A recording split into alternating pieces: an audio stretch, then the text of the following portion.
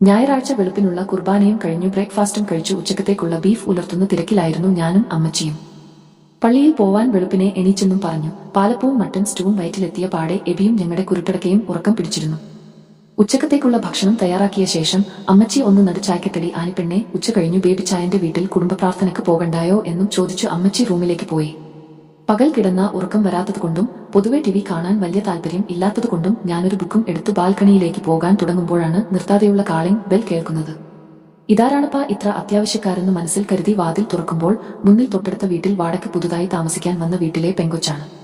അവർ ഭാര്യയും ഭർത്താവും 2 പെൺകുട്ടികളും അവിടെ താമസിക്കാൻ എത്തിയിട്ട് 2 മാസം ആകുന്നേയുള്ളൂ. സ്റ്റേറ്റ് ബാങ്കിൽ അസിസ്റ്റന്റ് മാനേജർ ആണ് ആ സ്ത്രീ, നാൻസി ചേച്ചി. ഭർത്താവ് റോയ് ചേട്ടന് ബിസിനസ് ആണെന്നാണ് പറഞ്ഞതെങ്കിലും മിക്കപ്പോഴും വീട്ടിൽ തന്നെ കാണും.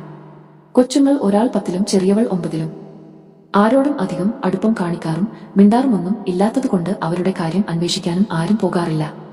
റോയ് ചേട്ടൻ പാവ, അങ്ങേര് കാണുമ്പോൾ ചിരിക്കുകയും മിണ്ടുകയും ഒക്കെ ചെയ്യും. എന്ന ആ സ്ത്രീ വല്ലാത്തൊരു സാധന. ബാങ്ക് ജോലിയുടെ തണ്ട അവർക്കെന്ന ഒരു കുശുകുശുപ്പു ഞങ്ങൾ പെണ്ണുങ്ങളുടെ ഇടയിൽ ഉണ്ട് താനും. എന്നാലും കാശ്മീരി ആപ്പിൾ പോലെ ഇരിക്കണ റോയിച്ചൻ എങ്ങനെയാ കാട്ടാന പോലെ ഇരിക്കണ മുതലിനെ കെട്ടിയെന്നു നെടുവീർപ്പോടെ അയൽവക്കത്തെ ജിനി പറയാറുമുണ്ട്. അത്രയ്ക്ക് രൂപവ്യത്യാസമുണ്ടായിരുന്നു അവർ തമ്മിൽ. എന്തുപറ്റി മോളെ? ചിന്തകൾക്ക് വിരാമമിട്ട് പേടിച്ചരണ്ട പോലെ നിൽക്കുന്ന കുഞ്ഞിനെ നോക്കി ഞാൻ ചോദിച്ചു. ആന്റി അങ്കിളിനോടൊന്ന് വീട് വരെ വരാൻ പറയോ, പപ്പക്ക് വയ്യ, തപ്പി തടഞ്ഞവൾ പറഞ്ഞൊപ്പിച്ചു. അപ്പോഴേക്കും എബിയും അമ്മച്ചിയും എണീറ്റു വന്നിരുന്നു. എബി തനിച്ചു പോകുന്നത് ശരിയല്ല എന്ന് തോന്നിയതുകൊണ്ട് ഞാനും കൂടെ പോയി. മുട്ടുവേദനിച്ചു നടക്കാൻ വയ്യെങ്കിലും അമ്മച്ചിയും പുറകെ വന്നു. വല്ലാത്തൊരു കാഴ്ചയായിരുന്നു അവിടെ. ആ വീട്ടിൽ ഞങ്ങൾ കണ്ടത്. വീടാകെ വാരി വലിച്ചിട്ടിരിക്കുന്നു. കോമൺ ബാത്റൂമിൽ നിന്ന് ആ മനുഷ്യൻ നിർത്താതെ ഛർദ്ദിക്കുകയാണ്. തൊട്ടടുത്ത് കരഞ്ഞുകൊണ്ട് ആ സ്ത്രീയും. അടികൊണ്ടിട്ടെന്ന പോലെ അവരുടെ മുഖത്താകെ പാടും രക്തവും പേടിച്ചരണ്ട കണ്ണുകളുമായി 2 പെൺകുഞ്ഞുങ്ങളും. അവിടുത്തെ പന്തിയല്ലാത്ത അന്തരീക്ഷം കണ്ടപാടെ അമ്മച്ചി ആ കുഞ്ഞുങ്ങളെയും കൂട്ടി വീട്ടിലേക്ക് പോയി. എന്തു ചെയ്യണമെന്നറിയാതെ ഞങ്ങൾ ആദ്യം ഒന്ന് പകച്ചെങ്കിലും എബി പെട്ടെന്ന് കാറെടുത്തു വന്നു. അയാളുമായി ഹോസ്പിറ്റലിലേക്ക് പോയി. ഒപ്പം പോകാൻ നാൻസി ചേച്ചി തയ്യാറായെങ്കിലും അവരുടെ അവസ്ഥ കണ്ടു ഞങ്ങൾ തടഞ്ഞു. മിനിറ്റുകൾ നീണ്ട നിശബ്ദയ്ക്ക് ശേഷം, എന്നതാ ചേച്ചി ഇതൊക്കെ എന്ന് ചോദിച്ചു സംസാരത്തിന് തുടക്കമിട്ടത് ഞാൻ തന്നെയാണ്. നീണ്ട മൗനത്തിനു ശേഷം അവർ പറഞ്ഞു തുടങ്ങി. അന്നത്തെ കാലത്ത് ബോട്ടണി പോസ്റ്റ് ഗ്രാഡുവേറ്റ് ആയ അപ്പൻ മദ്യത്തിന് അടിമപ്പെട്ട് മുഴുകുടിയനായി അമ്മയെയും 2 പെൺമക്കളെയും തനിച്ചാക്കി ആത്മഹത്യ ചെയ്തെടുത്തു നിന്നായിരുന്നു അവർ പറഞ്ഞു തുടങ്ങിയത്. അതിനുശേഷം പശു വളർത്തിയും ഉള്ള സ്ഥലത്തു അത്യാവശ്യം കൃഷിപ്പണി നടത്തിയും വളരെ കഷ്ടപ്പെട്ട് അമ്മ 2 മക്കളെയും പഠിപ്പിച്ചു. മൂത്ത മോൾ കോളേജ് അധ്യാപിക, ഭർത്താവും കുഞ്ഞുങ്ങളുമായി സുഖമായി ജീവിക്കുന്നു. രണ്ടാമത്തെ മോളാണ് ഇവർ നാൻസി. അപ്പന്റെ എണ്ണക്കറുപ്പും തടിച്ച ശരീരവും ഒരുമിച്ച് കിട്ടിയപ്പോൾ പഠിച്ചു ബാങ്കിൽ ജോലി നേടിയിട്ട് കൂടിയ അവർ വിവാഹകമ്പോളത്തിൽ മുടക്കാച്ചരക്കായി. എത്ര വലിയ വർത്തമാനങ്ങൾ നാവുകൊണ്ട് പറഞ്ഞാലും കാര്യത്തോടെടുക്കുമ്പോൾ കറുപ്പ് നിറവും തടിയും പലർക്കും 2ാം തരമാണല്ലോ. അവിടെ കറുപ്പിന് 7 ബാക്കി 93 വെളുപ്പിനുമാണല്ലോ. അങ്ങനെ ഇരിക്കെയാണ് ഗൾഫിൽ ജോലിയുള്ള റോയിയുടെ ആലോചന വരുന്നത്. റോയിയുടെ വീട്ടിൽ 3 പെങ്ങന്മാരും അനിയനും. പെങ്ങന്മാരൊക്കെ വിവാഹിതർ. അനിയൻ കൂടെ പഠിച്ച കുട്ടിയെ പ്രേമിച്ചു നേരത്തെ വിവാഹിതനായി. വർഷങ്ങൾക്ക് മുന്നേ അമ്മയും അടുത്തിടെ അപ്പനും മരിച്ചു. വെളുത്തു തുടുത്ത് സുന്ദരനായ റോയി തന്നെ വിവാഹം കഴിക്കാൻ ഉദ്ദേശിക്കുന്നത് തന്റെ ജോലിയും 2 പെൺമക്കൾ ആയതുകൊണ്ട് കിട്ടാൻ പോകുന്ന ഭൂസ്വത്തിലും കണ്ണുവെച്ചാണെന്ന് പറഞ്ഞു ഒഴിഞ്ഞു മാറാൻ നാൻസി കുറെ ശ്രമിച്ചെങ്കിലും വിവാഹം കഴിയാതെ പ്രായം തികഞ്ഞു നിൽക്കുന്ന മകൾ വീട്ടുകാരുടെ നെഞ്ചിലെ കനാണെന്ന് പറഞ്ഞു കരഞ്ഞും പിഴിഞ്ഞും വീട്ടുകാർ കല്യാണം നടത്തി. എങ്കിലും റോയി തന്നെ സ്നേഹിക്കും, നല്ലൊരു ജീവിതം തരും എന്ന വിദൂര പ്രതീക്ഷ നാൻസിയിൽ ഉണ്ടായിരുന്നു. വിവാഹം കഴിഞ്ഞു 1 വർഷത്തിനുള്ളിൽ ഗൾഫ് ജീവിതം മതിയാക്കി റോയി നാട്ടിലെത്തി. സമ്പാദിച്ചത് മുഴുവൻ വീട്ടിലേക്ക് കൊടുത്തതിനാൽ 0 ബാലൻസ് ഉള്ള ബാങ്ക് അക്കൗണ്ടുമായിട്ടായിരുന്നു റോയിയുടെ മടക്കം. അതിലൊന്നും ഭാര്യ പരാതിപ്പെട്ടില്ല. അദ്ദേഹം നാട്ടിലെത്തി ജോലിക്ക് കയറി. അതിനിടയിൽ 2 പെൺമക്കളും പിറന്നു. അതിനിടയിൽ ഭാര്യ വീട്ടിൽ അമ്മ തനിച്ചാണെന്ന് ന്യായം പറഞ്ഞു സ്വന്തം വീട്ടിൽ തനിക്ക് കിട്ടേണ്ട വീതം പോലും അനിയനും പെങ്ങന്മാർക്കും എഴുതി കൊടുത്തു. റോയി ഭാര്യ വീട്ടിലേക്ക് താമസം മാറി. നാട്ടിലും വീട്ടിലും തങ്കപ്പെട്ട ഭർത്താവിനെ കിട്ടിയ നാൻസി ഭാഗ്യവതി. പക്ഷെ നമുക്ക് 2 പെൺമക്കളല്ലേ റോയേട്ട, ആ വീതം അവിടെ കിടന്നാൽ അവർക്ക് നാളെ എന്തിനെങ്കിലും ഉപകാരപ്പെടില്ലായിരുന്നോ എന്ന നാൻസിയുടെ ചോദ്യം അനിയന്റെയും പെങ്ങന്മാരുടെയും കഷ്ടപ്പാട് പറഞ്ഞു അയാൾ ഒതുക്കി. നാൻസിയുടെ പേരിൽ ബാങ്ക് ലോൺ എടുത്തു. അവർ വീട് പുതുക്കി പണിതപ്പോൾ ഗൾഫിൽ നിന്ന് കൊണ്ടുവന്ന പണം മുഴുവൻ അവൻ ഭാര്യ വീട്ടിലേക്ക് മുടക്കിയെന്ന് പറഞ്ഞു റോയിയുടെ വീട്ടുകാർ ഗർവിച്ചു. അവിടെയും നാട്ടുകാർക്ക് നാൻസി ഭാഗ്യവതി. അവളുടെ സാലറിയിൽ നിന്ന് മാസം മാസം അടഞ്ഞു പോകുന്ന ലോണിൽ നിന്നാണ് അവിടെയാ വീടുയർന്നതെന്നു ആരും അറിഞ്ഞില്ല, അറിയാൻ ശ്രമിച്ചില്ലെന്നു വേണം പറയാൻ. പിന്നീടോരോരോ പ്രശ്നങ്ങൾ പറഞ്ഞു റോയി ജോലിക്ക് പോകാതായി. ഒപ്പം ചെറുതായി മദ്യപാനവും വീട്ടിൽ പ്രശ്നങ്ങളും തുടങ്ങി. ഇങ്ങനെ പോയാൽ ശരിയാകില്ല എന്ന തിരിച്ചറിവിൽ നാൻസിയുടെ സഹോദരിയുടെ കൂടെ സമ്മതത്തോടെ അവരുടെ ഭൂസ്വത്ത് പണയപ്പെടുത്തി ബിസിനസ് തുടങ്ങി. ദിനം പ്രതി കൂടിവന്ന മദ്യപാനവും കൂട്ടുകെട്ടും പതുക്കെ ബിസിനസ് തകർത്തു. ലക്ഷങ്ങളുടെ ബാധ്യതയായി. ഒരുവിധം കുറച്ചു സ്ഥലം വിറ്റും മറ്റും ബാധ്യത തീർത്തെങ്കിലും മദ്യം അപ്പോഴേക്കും അയാളെ വിഴുങ്ങിയിരുന്നു. ഭാര്യയെയോ മക്കളെയോ കുറിച്ച് ചിന്തയില്ലാതെ അയാൾ ആഘോഷിച്ചു നടന്നു. മകളുടെ അവസ്ഥ കണ്ട് സഹിക്ക വയ്യാതെ സ്വന്തം വീടുപേക്ഷിച്ച് നാൻസിയുടെ അമ്മ മൂത്ത മകളുടെ അടുത്തേക്ക് താമസം മാറി. ഇങ്ങനെ പോയാൽ എങ്ങനെ ജീവിക്കും എന്ന ഭാര്യയുടെ ചോദ്യത്തെ അയാൾ പരിഹാസത്തോടെ നേരിട്ടു. പിന്നെ കാട്ടാനയെ പോലെ ഇരിക്കണം, മുടക്കാച്ചരക്കായ നിന്നെ കെട്ടിയതെന്തിനാന്നാ നീ കരുതിയ നിന്റെ ജോലിയും ഭൂസ്വത്തും കണ്ടു തന്നെയാ. അയാളോടൊപ്പം ജീവിക്കാൻ സാധിക്കില്ല എന്നറിയിച്ച അവളെ സ്വന്തം അമ്മ പോലും വിലക്കി. 2 പെൺമക്കളാണ്, നാളെ അവരുടെ കാര്യത്തിന് അപ്പൻ വേണ്ടേ? അവിടെയും അവർ നിസ്സഹായായി.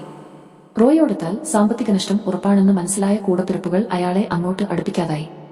അപ്പോഴും കുറ്റം ഭാര്യക്കായിരുന്നു. കല്യാണം കഴിക്കുന്നവരെ എങ്ങനെ നടന്നിരുന്നവനാ, അവളെ കെട്ടിയതോടെ അവന്റെ നാശം തുടങ്ങി. അതേ അഭിപ്രായം തന്നെ ആയിരുന്നു നാട്ടുകാർക്കും. എല്ലാവരോടും അയാൾ ചിരിച്ചു പെരുമാറും. പക്ഷേ എല്ലാം ഉള്ളിലൊതുക്കി ജീവിക്കുന്ന നാൻസിക്കത് സാധിക്കുമോ? മറ്റുള്ളവരുടെ മുന്നിൽ അവർ അഹങ്കാരിയും റോയിയെ നശിപ്പിച്ചവളുമായി. ഒടുവിൽ ആരൊക്കെയോ പറഞ്ഞു ധ്യാനവും കൂടി ആ നാട്ടിൽ നിന്നും ട്രാൻസ്ഫർ ആയി വന്നതാണിവിടെ. ആദ്യത്തെ കുറച്ചു ദിവസം കുഴപ്പമൊന്നും ഇല്ലായിരുന്നെങ്കിലും പിന്നീടങ്ങോട്ടും എല്ലാം പഴയപടി. 2 പെൺമക്കളാണ്, വളർന്നു വരുന്നതെന്ന് പോലും ചിന്തിക്കാതെ കൂട്ടുകാരെയും കൂട്ടി വീട്ടിൽ വന്നുകൂടി. കുടിയന്മാർക്ക് ഏതു നാട്ടിലും എളുപ്പത്തിൽ ചങ്ങാതിമാരെ കിട്ടുമല്ലോ. വീട്ടിൽ വീണ്ടും പ്രശ്നമായി. കുടിക്കാൻ കാശിനായി മർദ്ദനം. കുഞ്ഞുങ്ങളെ പഠിക്കാൻ പോലും സമ്മതിക്കാതെ ഇന്ന് അമ്മയും മക്കളും പള്ളിയിൽ പോയി വന്നപ്പോൾ വീടാകെ വലിച്ചു വാരി ഇട്ടേക്കുന്നു. കാശിനായി സെർച്ചിങ് ആയിരുന്നെന്നു വ്യക്തം. ചോദ്യം ചെയ്തതിന് ഭാര്യയെ തല്ലി. കുടിച്ചിരുന്നയാൾ വീണ്ടും പോയി കുപ്പി വാങ്ങി വന്നു ബഹളവും കുടിച്ചു ഛർദിയും. പരിധി വിട്ടുള്ള ഛർദി കണ്ടപ്പോഴാണ് ഹോസ്പിറ്റലിൽ കൊണ്ടുപോകാൻ ഒരു സഹായത്തിന് മോളെ വിട്ടത്. മടുത്തു ആനി, ഈ ജീവിതം മക്കളുള്ളത് കൊണ്ട് മാത്രാ മരിക്കാത്തതു എനിക്കറിയാം. എല്ലാവരുടെ മുന്നിലും ഞാൻ അഹങ്കാരിയാ. അങ്ങേരു നല്ലതും എന്റെ അവസ്ഥ എനിക്കല്ലേ അറിയൂ. ബുദ്ധിമുട്ടും കഷ്ടപ്പാടും പാടി നടക്കാൻ എനിക്കറിയില്ല. നാൻസി പറഞ്ഞു നിർത്തിയപ്പോൾ കുറ്റബോധത്തോടെ ഞാനവരെ നോക്കി. ഒന്നുമറിയാതെ ഇത്രയും നാൾ ഞാനും അങ്ങനെയൊക്കെ തന്നെയാണല്ലോ അവരെപ്പറ്റി കരുതിയതു എന്നൊരു വിങ്ങൽ ഉള്ളിൽ നിന്ന് തികട്ടി വന്നു. അവനെ കളഞ്ഞേച്ചു നിന്റെ മക്കളെയും കൊണ്ട് അന്തസ്സായി ജീവിക്കെടുക്കൊച്ചേ. നീ പഠിച്ചവളല്ലേ, നല്ലൊരു ജോലി ഇല്ലേ? മക്കളെക്കുറിച്ച് പോലും കരുതലില്ലാത്തവനെ നിനക്കെന്തിനാ കുറ്റം പറയുന്നവരോട് പോയി പണി നോക്കാൻ പറ. നോക്കുമ്പോൾ അമ്മച്ചിയാണ്. അവിടെ ഒന്നും കഴിക്കാൻ വെച്ചിട്ടില്ലെന്ന് കുഞ്ഞുങ്ങളിൽ നിന്നറിഞ്ഞ അമ്മച്ചി ഭക്ഷണവുമായി വന്നതാണ്. കരച്ചിലും സമാധാനിപ്പിക്കലുമൊക്കെ ആയി നാൻസി എന്തൊക്കെയോ കഴിച്ചെന്നു വരുത്തി. വൃത്തിയാക്കാനും അടിക്കാനും വാരാനുമൊക്കെ ഞങ്ങളും കൂടി.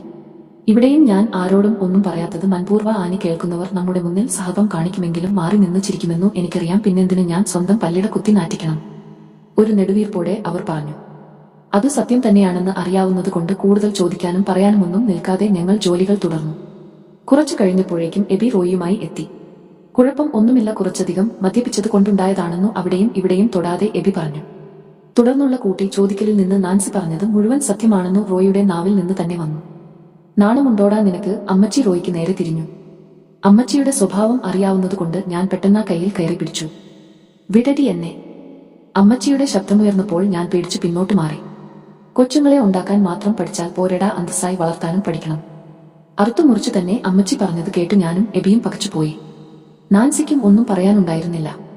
നീയൊക്കെ ഒരു നസ്രാണി ചെറുക്കൻ ആണെന്ന് പറയാൻ പോലും നാണക്കേടാണല്ലോടാ. വിവാഹം കഴിഞ്ഞാൽ അപ്പനമ്മമാരെ വിട്ടു ഭാര്യയോട് ചേരാൻ നിന്നുകെട്ടുന്ന സമയത്ത് തന്നെ സപടിപ്പിക്കുന്നത് അപ്പനെയും അമ്മയെയും കളഞ്ഞു ഭാര്യയെ പൊക്കി പിടിച്ചു നടക്കണം എന്നല്ല, മറിച്ചു ഭാര്യയ്ക്ക് നിന്റെ ജീവിതത്തിൽ അത്ര പ്രാധാന്യം ഉണ്ടെന്നാ. എന്നിട്ടവൻ ഔദാര്യം ചെയ്യുന്ന പോലെ പെണ്ണും കെട്ടി മക്കൾക്കും ജന്മം കൊടുത്തു. ആ പെങ്കൊച്ചിനെയും പിള്ളേരെയും കണ്ണീരും കുടിപ്പിച്ചു നടക്കാണ് നാട്ടുകാരുടെ മുന്നിൽ പകൽ മാന്യനായി. അത്രയും പറഞ്ഞു അമ്മച്ചി നാൻസിക്ക് നേരെ തിരിഞ്ഞു. ഡി പെൺകൊച്ച്, നിനക്കും നിന്റെ മക്കൾക്കും അന്തസ്സായി ജീവിക്കാനൊരു തൊഴിലും പ്രാപ്തിയും നിനക്കുണ്ട്. നാട്ടുകാരെന്ത് പറയും എന്ന് കരുതി ഇവനെ പോലൊരുത്തനെ ചുമക്കേണ്ട കാര്യം നിനക്കില്ല. നീ ആലോചിച്ചു തീരുമാനിക്ക്. ഇനിയും ഇവനിതു തന്നെ തുടരാനാണ് ഭാവമെങ്കിൽ കളഞ്ഞേച്ചു അന്തസ്സായി ജീവിക്കടി. പറഞ്ഞു തീർത്തു അമ്മച്ചി ഞങ്ങൾക്കൊപ്പം പുറത്തേക്ക് ഇറങ്ങി. പെൺപിള്ളേരെ പഠിപ്പിച്ചൊരു കരക്കെത്തിക്കുമ്പോൾ നമ്മൾ കരുതും അവർക്കൊരു ജീവിതമായല്ലോ, നാളെ ആരുടെ മുന്നിലും കൈ നീട്ടാതെ ജീവിക്കാനൊരു മാർഗം ആയല്ലോ എന്നൊക്കെ. പക്ഷേ ആളും തരവും നോക്കാതെ ഇതുപോലൊരുത്തന്റെ കയ്യിൽ പെട്ടാൽ തീർന്നില്ലേ എല്ലാം. എന്തു സംഭവിച്ചാലും കാര്യവും കാരണവും അന്വേഷിക്കാതെ പള്ളു പറയാൻ കുറെ മാന്യന്മാരും.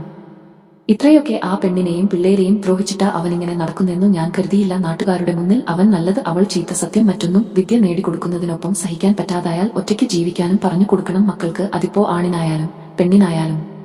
അതും പറഞ്ഞു അമ്മച്ചി തളർന്നു സോഫയിലേക്കിരുന്നു. 3 പെൺമക്കളെ പെറ്റുപോറ്റി ഒരു നിലയിലാക്കിയ അമ്മച്ചിയുടെ മനസ്സും ആകെ കലങ്ങിയിരുന്നെന്ന് വ്യക്തം. എന്റെ മനസ്സിലെപ്പോഴും കാര്യം അറിയാതെ മറ്റുള്ളവരുടെ കൂട്ടത്തിൽ കൂടി ആ പാവം സ്ത്രീയെ കുറ്റപ്പെടുത്തി സംസാരിച്ച നീറ്റലായിരുന്നു.